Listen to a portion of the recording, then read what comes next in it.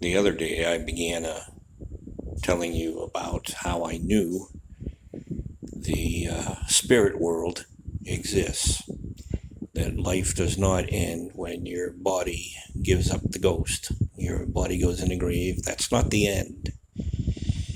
And here's a couple, maybe three, four more experiences, personal experiences that I have had that prove beyond a shadow of a doubt that this spirit world is right here, that the veil is very thin, and that life is not over just because your body dies. When my mom passed away, she died of a heart attack in Waldo County General Hospital during a stress test. They didn't know that she had pneumonia, and women don't generally even know that they're having a heart attack. So, she passed away, and it was a very traumatizing experience for all of us. And after she passed, it was very difficult for my dad, and wanting to try and soothe him. He and I were living alone on Mount Ephraim Road and 22 Mount Ephraim Road, Dad's home since he was probably a teenager, maybe younger. The thought came to me, to ask Dad, is there anything I can do? Can I cook for you? What can I do? And he said, I'd really love to taste Mom's garlic chicken one more time. I'm thinking, oh my gosh, yeah, how can I do this? Well, I got the chicken breasts, and I just was standing in the kitchen, kind of perplexed what to do, and I just said, Mom, how am I going to do this? And as plain as day, I heard her say, don't worry, dear. Yes, dear. I'll tell you.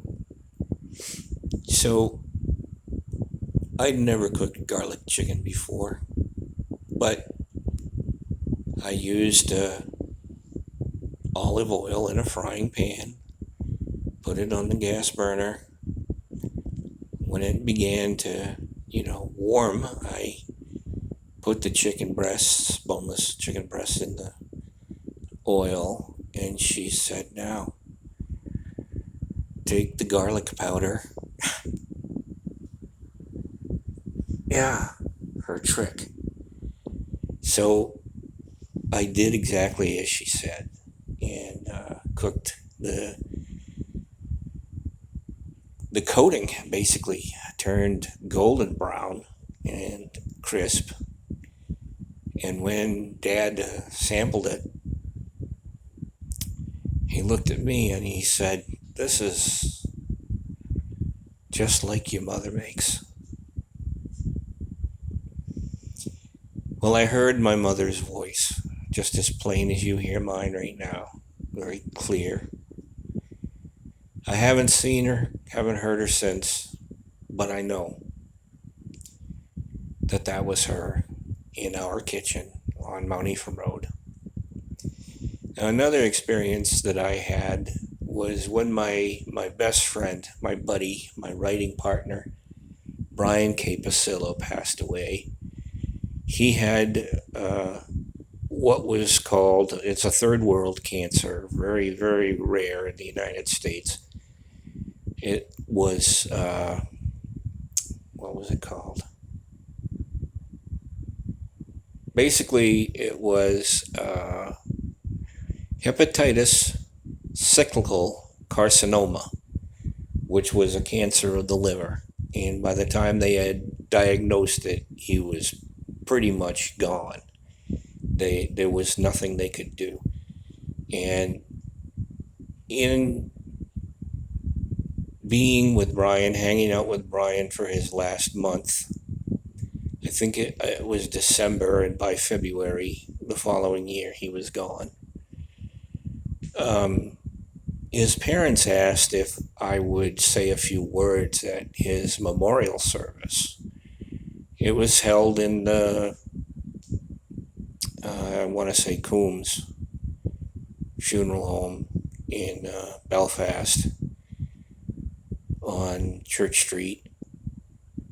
And there was a Catholic priest who didn't know Brian, didn't know Brian's family, didn't know mom and dad. They were Catholics, and Brian's dad was Catholic, and therefore, by God, his children were born Catholic and died Catholic. Well, he didn't appreciate it, but Brian became a convert to the Church of Jesus Christ of Latter-day Saints. Brian's mother knew this, and they both knew how close Brian and I were. We did everything together, including Brian's bodybuilding. I was his spotter, his coach, his pal. So it was natural that I should say a few words at the memorial service. Now, I don't really like those types of things because it's morbid. People tend to,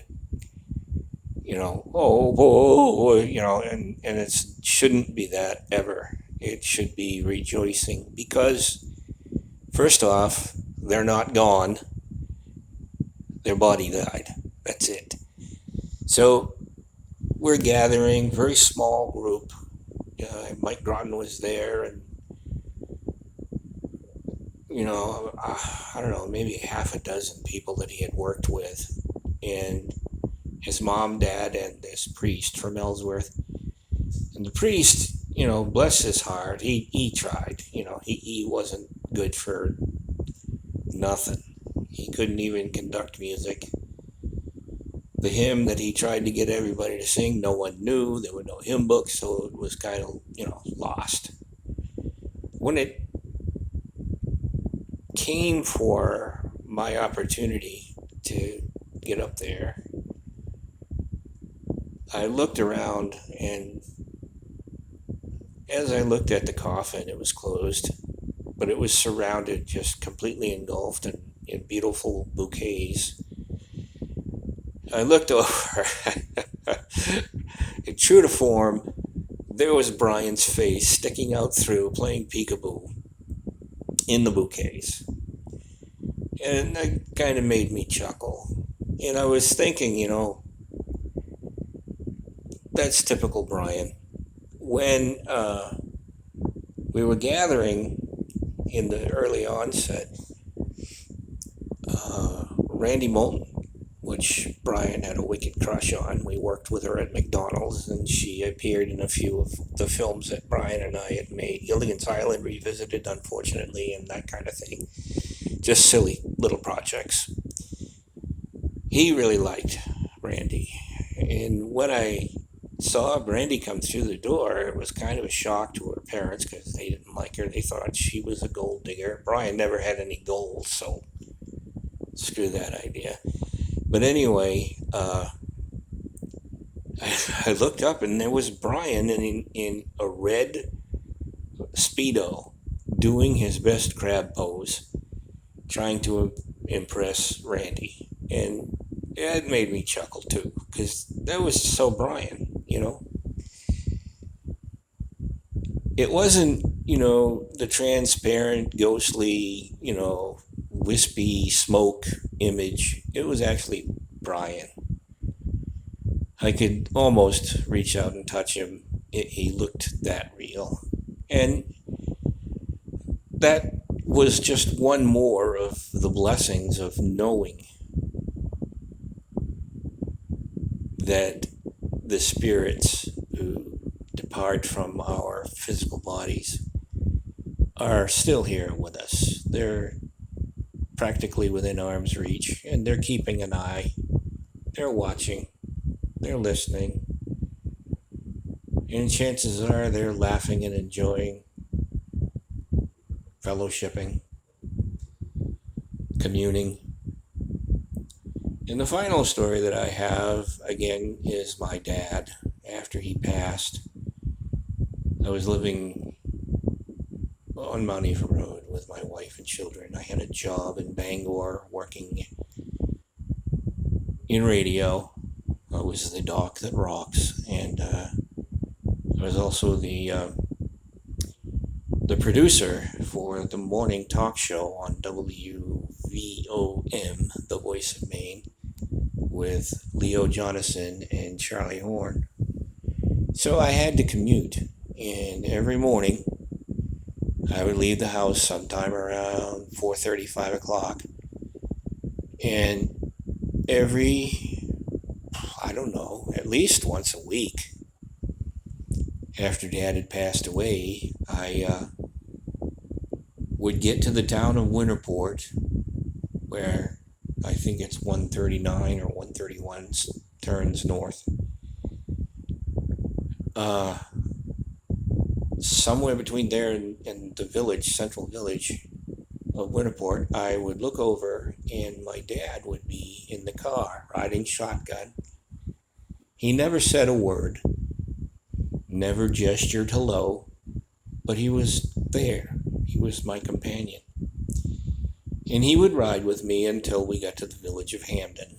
I don't know what it was about Hamden that made him bail out, but he would give up at that point and leave me.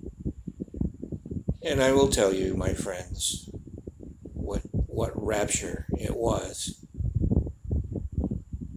to once again be reassured that the spirit world is right here on earth